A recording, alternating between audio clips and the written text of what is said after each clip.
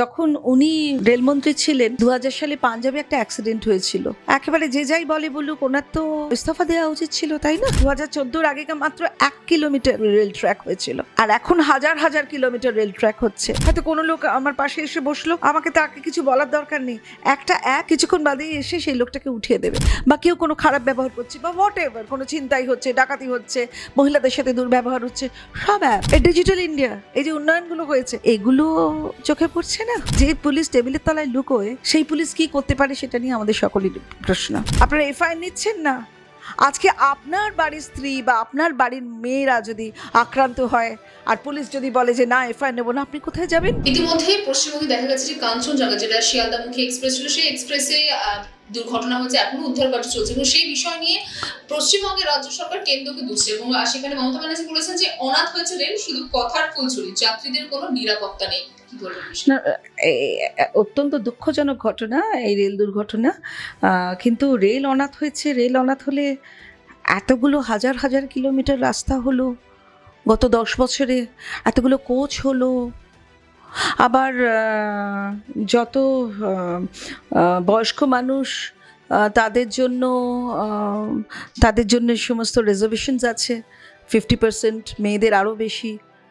অনাথ হলে এগুলো হয়, প্রথম কথা। দ্বিতীয়ত যখন উনি রেলমন্ত্রী ছিলেন 2000 সালে পাঞ্জাবে একটা অ্যাক্সিডেন্ট হয়েছিল। তখন কি হয়েছিল?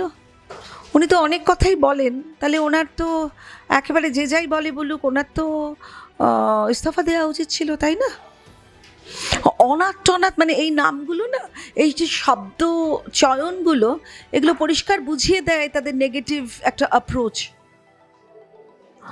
কিন্তু কোথাও তো রাজ্য কেন্দ্রকে দায়ী করছে এই যে দুর্ঘটনা হচ্ছে সেই দুর্ঘটনার জন্য। কেন্দ্রকে দায়ী করলেই তো কেন্দ্র দায়ী হবে না। একটা অ্যাক্সিডেন্ট হয়েছে, তখন দেখতে হবে কোথায় কি হয়েছে।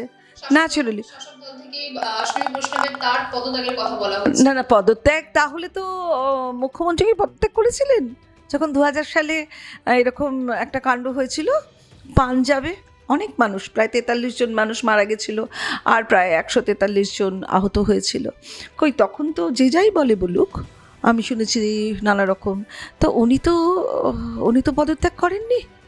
তা হঠাৎ এখন অশ্বিনী বৈষ্ণব এত সব কাণ্ড করেছেন, এত কাণ্ড, কিন্তু মানে ভাবা যায় না যে রেলের কি কাণ্ড হচ্ছে এখন। শুধু উন্নয়নই দেখছি রেলে। তো একদিনের একটা অ্যাক্সিডেন্ট, নিশ্চয়ই প্রত্যেকটা অ্যাক্সিডেন্ট অত্যন্ত দুঃখজনক, কিন্তু সেটাও তো বুঝতে হবে যে গত 10 বছরে কী কাণ্ড করেছে।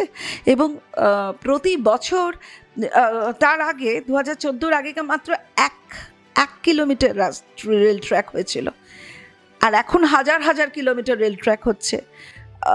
হাজার হাজার কোচ তৈরি হয়েছে, প্রায় 52,000 কোচ তৈরি হয়েছে সেটা। এবং এত বেশি কোচ তৈরি হয়ে গেছে যে এরপর সমস্ত কনফার্ম, সব টিকিট কনফার্ম, কোনো ওয়েটিং বলে কিছু থাকবে না। এবং এমন সব ডিজিটাল ইন্ডিয়া, ডিজিটালি কোথায় কার কী প্রবলেম হচ্ছে, কোথায় কিচ্ছু করার দরকার নেই। হয়তো কোনো লোক আমার পাশে এসে বসলো, আমাকে তাকে কিছু বলার দরকার নেই, একটা অ্যাপ কিছুক্ষণ বাদেই এসে সেই লোকটাকে উঠিয়ে দেবে। বা কেউ কোনো খারাপ ব্যবহার করছে বা হোয়াট এভার, কোনো ছিনতাই হচ্ছে, ডাকাতি হচ্ছে, মহিলাদের সাথে দুর্ব্যবহার হচ্ছে, সব অ্যাপ।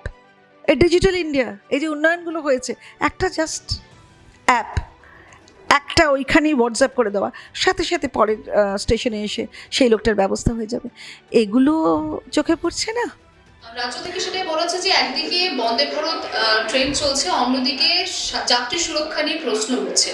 না, যাত্রী সুরক্ষা এখন নতুন যে সমস্ত প্রোগ্রাম, যেগুলো ডিজিটালি যে সমস্ত অ্যাপ তৈরি হয়েছে এবং ফোন তৈরি হয়েছে, সেগুলো অনেক অনেক রকমভাবে যাত্রী সুরক্ষার একটা ব্যবস্থা করা হয়েছে।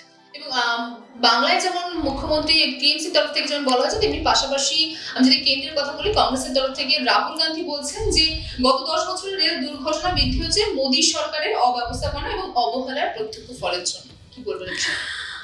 রাহুল গান্ধী তো অনেক কথাই বলবেন। এবার রাহুল গান্ধীদের সময় রেলের কি হয়েছিল সেগুলো বললে তো, কত অ্যাক্সিডেন্ট হয়েছিল, কত কিছু হয়েছিল, সেগুলো বললে তো ইতিহাস হয়ে যাবে। তো সেইগুলো না বলে রাহুল গান্ধীর একটাই ব্যাপার, উনি এবার চেয়েছিলেন একটা প্রধানমন্ত্রী গোছের কিছু একটা হননি। উনি একটা ইন্ডিপেন্ডেন্ট জোট করেছিলেন, সেটাও কোনো ব্যবস্থা হয়নি। আর কংগ্রেস এত বছর ধরে থেকে আমাদের কি উপকার করেছেন সেটাও আমরা জানতে চাই, কোথায় কি দুর্নীতি হয়েছে সেটাও আমরা জানতে চাই। আর রাহুল গান্ধী, আপনি ফ্রাস্ট্রেশনে থাকবেন না, আপনিও চেষ্টা করুন, আপনিও পারবেন এরকম করতে মোদিজির মতো। আচ্ছা, একটা শেষ প্রশ্ন করবো যে রাজভবনে রাজ্যপাল লালবাজারের পুলিশ নিয়ে নিজেকে নিরাপত্তা বোধ করছে না, না। ইতিমধ্যে তিনি নবান্নে চিঠি পাঠিয়েছেন পুলিশ সরানোর জন্য, তাহলে সাধারণ মানুষের নিরাপত্তা কোথায়? এক্স্যাক্টলি, সাধারণ মানুষের নিরাপত্তা কোথায়, এটা তো আমাদেরও প্রশ্ন। তাই আমিও বলছি, আমাদের উচ্চতর যারা লিডারশিপ আছে তাদেরকেও বলছি যে আমাদের বাংলার পুলিশকে এখান থেকে সরিয়ে দিতে, বা বাংলার পুলিশের দায়িত্ব যেন আমাদের সেন্ট্রাল গভর্নমেন্ট নিয়ে নেন। তাহলে কিন্তু আমাদেরও খুব মুশকিল, কারণ কোথাও কোনো এফআইআর নেওয়া হয় না, কোথাও কোনো ব্যবস্থা হলেই বলে যে উনি বলেছেন, উনি জানেন, তিনি জানেন। আর পুলিশ যখন পুলিশ টেবিলের তলায় লুকোয়, সেই পুলিশ কি করতে পারে সেটা নিয়ে আমাদের সকলের প্রশ্ন। বাংলা কি সুরক্ষিত নয়? বাংলা এই মুহূর্তে এই পুলিশের কাছে নিশ্চয়ই সুরক্ষিত নয়, একেবারে অরক্ষিত হয়ে রয়েছি আমরা কোথায় যাব আমরা নিজেরাই জানি। তবে গভর্নর একটা কথা ঠিক কাজ করেছেন, যে উনি বলেছেন পুলিশ মন্ত্রী এখানে আসা বন্ধ, যে সমস্ত আক্রান্ততা রয়েছে তাদের জন্য ওনার দরজা সবসময় খোলা আছে। আমরা গভর্নরের উপর যথেষ্ট ভরসা রাখছি, সাধারণ মানুষ আমরা গভর্নরের উপর ভরসা রাখছি। এবং পুলিশদের যতক্ষণ পর্যন্ত পুলিশ এই পুলিশ মন্ত্রীর আন্ডারে আছে, তাদের হাত জোর করে বলছি, আপনাদের বেয়নেট যেরকম হয়েছিল সারা পৃথিবীতে, অত্যাচারের দিকে পুলিশের বেয়নেট যতক্ষণ না ঘুরছে ততক্ষণ কিন্তু পরিবর্তন আসছে না। সুতরাং আপনারা আমাদের কথা শুনুন, আক্রান্তদের কথা শুনুন, সাধারণ মানুষের কথা শুনুন, সাধারণের পাশে থাকুন। খামোখা এফআইআর যদি কেউ করতে আসছে, আপনারা এফআইআর নিচ্ছেন না।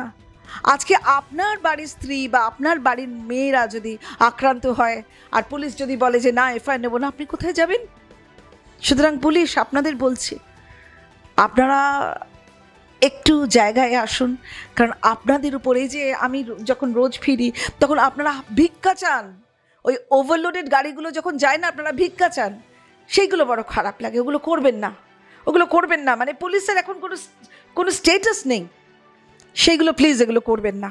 হ্যাঁ, সেগুলো করবেন না, এগুলো করলে না আমাদের বড় খারাপ লাগে। কারণ পুলিশদের যদি কোনো রেসপেক্টেবিলিটি না থাকে, পুলিশদের সম্পর্কে যদি কোনো ভয় না থাকে, তাহলে কার কাছে আমরা সাধারণ মানুষ যাব? ভাবতে পারছেন, এমনকি গভর্নরও বলছে আমার বাংলার পুলিশ চাই না, তাহলে আমরা কি বলবো? পুলিশ আপনাদের কিন্তু at the end of the day আপনাদের কিন্তু সেন্ট্রালের দিকেই তাকিয়ে থাকতে হচ্ছে। আপনারা যারা আইএস আইপিএস অফিসার্স রয়েছেন, কোথায় যাবেন আপনারা? সুতরাং বিবেকের দিকে তাকান, বিবেককে প্রশ্ন করুন আপনারা কি করবেন।